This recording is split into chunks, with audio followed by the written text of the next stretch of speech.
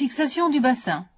Ostéosynthèse par plaque à bord antérieur de l'articulation sacro-iliaque.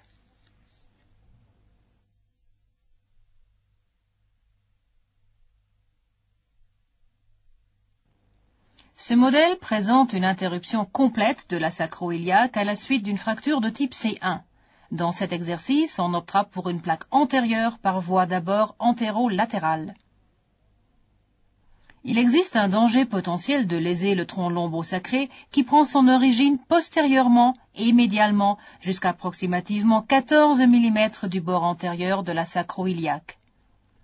Après incision, en regard de la crête iliaque, le muscle iliaque est écarté et on peut facilement visualiser l'articulation sacro-iliaque qui est rompue.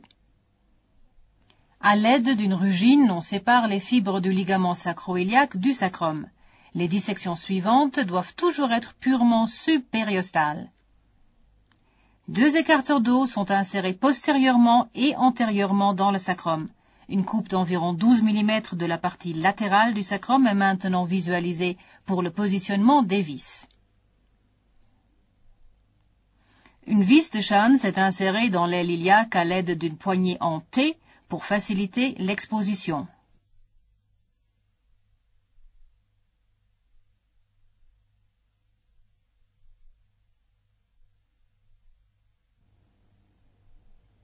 La stabilisation est réalisée à l'aide de 2 plaques DC 4,5 à 3 trous. Dans le modèle anatomique, on vérifie d'abord la structure osseuse et la position optimale de la plaque. Cette position permet de placer les vis dans des structures osseuses rigides le long de l'anneau pelvien et à l'intérieur de l'épine iliaque postérieure.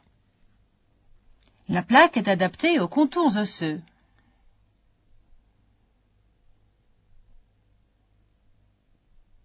Placez les plaques l'une par rapport à l'autre dans un angle d'environ 70 à 90 degrés.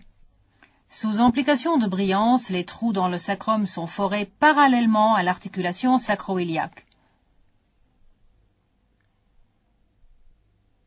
Forez 2 trous de 3,2 mm et utilisez ensuite une vis de 60 mm ou plus.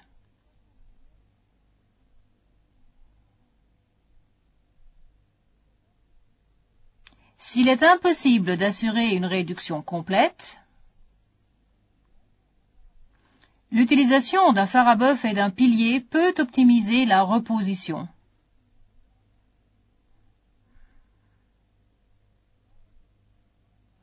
Taraudez le sacrum avec 6,5 mm. La plaque antérieure est fixée sans serrer complètement les vis.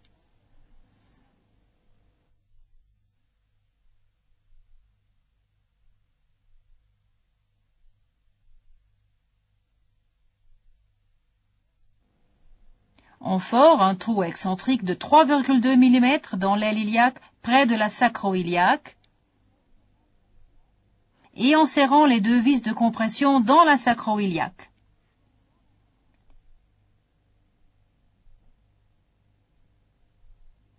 Insérez la dernière vis.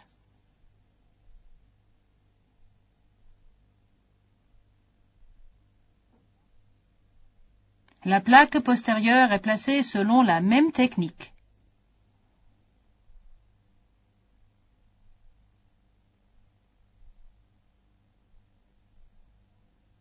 La fixation stable de l'articulation sacro-iliaque est ainsi terminée.